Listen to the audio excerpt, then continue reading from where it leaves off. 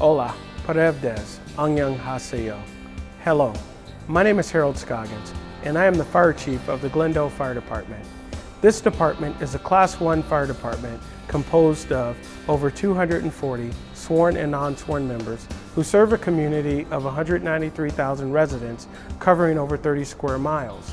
The firefighters of this department respond to over 16,000 incidents per year that range from medical emergencies, structural and brush fires, to traffic collisions, and a variety of other incidents in between. The Glendale Fire Department is hiring for the position of firefighter.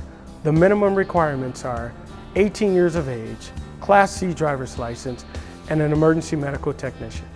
The bulletin opens Monday, August 5th, and closes Friday, August 16th.